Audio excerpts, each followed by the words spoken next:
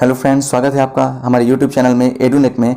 जैसा कि आप जानते हैं कि हम इंग्लिश पेडागोजी की सीरीज चला रहे हैं आपके आने वाले सीटेट एग्ज़ाम के प्रिपरेशन के लिए। तो चलिए स्टार्ट करते हैं दूसरे एपिसोड में, जो कि हमारा फर्स्ट पार्ट अगर आपने अभी तक नहीं देखा हुआ है तो उसको जल्दी से देख लीजिएगा। ये सेकेंड पार्ट है और ये भी बहुत ही इंपॉर्टेंट है आपके सीटेट एग्ज़ाम के इंग्लिश पेडागोजी सेक्शन के लिए। तो आज हम पढ़ेंगे theories and theorist on language learnings. So first of all Stephen Krashen के बारे में बात करेंगे, बहुत ही इंपॉर्टेंट है, इनके बारे में क्वेश्चन अक्सर पूछे जाते हैं। उन्होंने कहा था language acquisition does not require extensive use of conscious grammatical rules and does not require tedious drill. जैसा कि आप समझ रहे हैं कि भाषा अर्जन, मैंने फर्स्ट एपिसोड में फर्स्ट पार्ट में बहुत ही इजीली क्लियर कर दिया था कि भाषा अर्जन प्राकृतिक रूप से होती है। सेम वही चीज़ उन्होंने कही कि किसी एक्सटेंसिव यूज करके किसी ग्रामेटिकल रूल का भाषा का अर्जन नहीं होता है और ना he does not require tedious drill, यानी इसको किसी भी प्रकार के दोहराने की रिवीजन की जरूरत नहीं पड़ती है, ये नेचुरल होता है। यही बात स्टीफन क्रैशन ने भी कही थी और इसको क्या कहा गया है, natural application for second language learning. आप ब्लू कलर में देख रहे होंगे ब्रैकेट में लिखा हुआ given natural application for second language learning. किसने दी है? स्टीफन क्रैशन ने। सीधा सीधा क्वेश्चन पूछा भी जाता है, इसलिए मैंने इसको ब्रैकेट में लिख दिया है किस टाइप से क्वेश्चन बनता है। देन उन्होंने स्टेप्स बताए हैं कौन कौन से। एक्विजिशन होता है, देन हाइपोथेसिस यानी परिकल्पना होती है, एक्विजिशन मींस होता है अर्जन, देन मॉनिटर यानी प्रदर्शन, then natural order, then input, then affective filter, hypothesis यानी कि जो फिल्टर हो जाते हैं गुण जो अच्छे होते हैं उनका वो अर्जन हो जाता है। इस तरीके से भाषा का अर्जन क्रैशन के अनुसार होता है। इसको क्या कहा गया है? Krashen's theory of second language acquisition includes above 5 main hypothesis. अब इसको Krashen's theory of second language acquisition भी कहते हैं। इसमें क्या क्या आते हैं? अबव 5 स्टेप्स, जो कि आपको मैंने अभी बता दिया, acquisition, hypothesis, monitor, natural order, input and effective filter, hypothesis. Clear है? ये सभी आपको क्लियर हो गए होंगे मुझे लगता है। ये बहुत ही इंपॉर्टेंट है, कभी कभी इनका सीक्वेंस भी एग्जाम में पूछ दिया जाता है, तो इनके सीक्वेंस को भी आप याद कर सकते हैं। AHMNIA, ये इस ट्रिक के माध्यम से। क्लियर है? देन बात आती है स्किनर जी की। स्किनर जैसा कि आप जानते हैं बहुत ही फेमस है, किस लिए?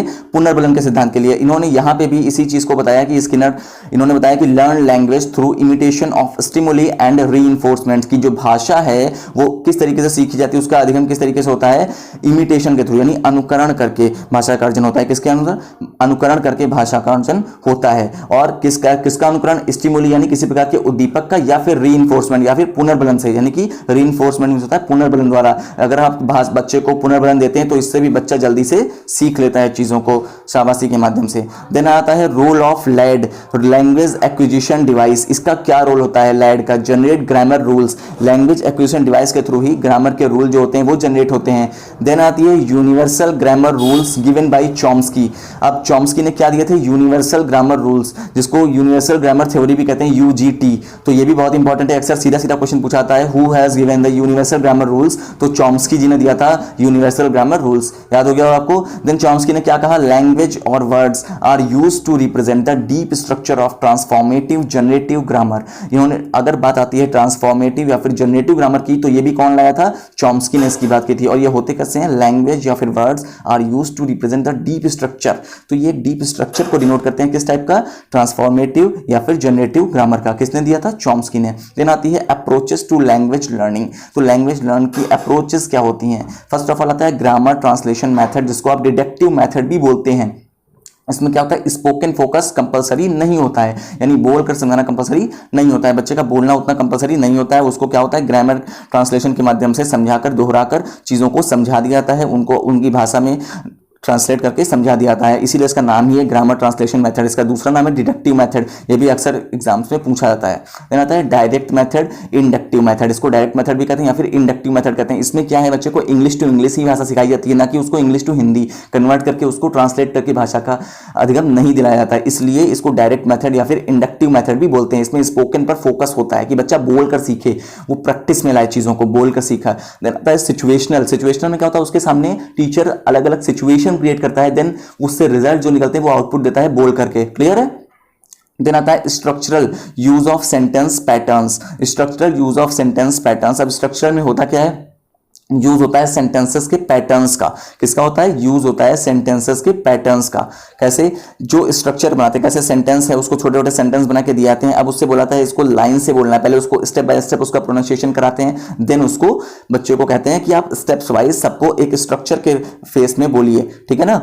देन आता है टीपीआर यानी टोटल फिजिकल रिस्पॉन्स। अब इसमें क्या होता है, बच्चा पूरी तरीके से बॉडी लैंग्वेज भी उसकी रिस्पॉन्स करने लगती है। टोटल फिजिकल वर्ड ये बॉडी लैंग्वेज के लिए, तो टोटल फिजिकल रिस्पॉन्स वो करने लगता है सीखने के पश्चात। फिर आती है बात ऑडियो लिंगुअल की। ऑडियो लिंगुअल में क्या होता है, इसको आर्मी मेथड भी कहते हैं कि कोई चीज़ रिकॉर्डेड होती है ऑडियो रूप में, उसको बोलकर सिखाया जाता है, जैसे रेडियो वगैरह पे नहीं क्लासेस चलते हैं उस टाइप से, इसको ऑडियो लिंगुअल के अंतर्गत रखा जाता है। इसको आर्मी मेथड भी कहते हैं। क्लियर, क्योंकि आर्मी में मोस्टली आपने देखा होगा वायरलेस के थ्रू कनेक्शन कम्युनिकेशन होता है। ठीक है, देन आता है सैंडविच अप्रोच। तो सैंडविच अप्रोच बेसिकली होती क्या है, आपको पता है सैंडविच कैसे बनता है, ब्रेड के ऊपर देन कुछ हम लोग स्लाइस वगैरह रखते हैं, देन उसके ऊपर सेकंड ब्रेड टोस्ट रख देते हैं, देन बन जाता है सैंडविच। ऐसा ही English then Hindi then English, यानी इंग्लिश बोली फिर उसको हिंदी में ट्रांसलेट किया, फिर उसको इंग्लिश में फिर से बता दिया कि इसको इस तरीके से। तो इस तरह समझाना, भाषा की लेयर बनाना एक के ऊपर एक, इसको बोलते हैं सैंडविच बनाना, यानी सैंडविच अप्रोच। आई होप आपको क्लियर हो गया होगा, बहुत इंपॉर्टेंट है, सभी मेथड्स पूछे जा चुके हैं एग्जाम्स में। तो इस तरीके से आज मैंने आपको बता दिया जो अप्रोचेस हैं भाषा की लैंग्वेज लर्निंग के लिए, जो अप्रोचेस फॉलो होती हैं, फिर role of LAD, universal grammar rules, Chomsky के बारे में स्किनर ने क्या क्या बताया, एंड मैंने आपको क्रेसेंस की थ्योरी बता दी। ये बहुत ही इंपॉर्टेंट थिंग्स हैं। ऐसे ही हम छोटे छोटे स्टेप्स में आपको फॉलो करवाते रहेंगे, याद दिलाते रहेंगे। और अगर आपको ये वीडियो पसंद आया तो इसको सब्सक्राइब करना ना भूलिएगा और इस वीडियो को भी लाइक करना ना भूलिएगा। हमारे चैनल को जल्दी सब्सक्राइब कर लीजिए और नोटिफिकेशन बेल को भी ऑन कर लीजिए, क्योंकि जिससे समय समय पर आपको हमारे वीडियोज़ की अपडेट मिलते रहें। Thanks for watching.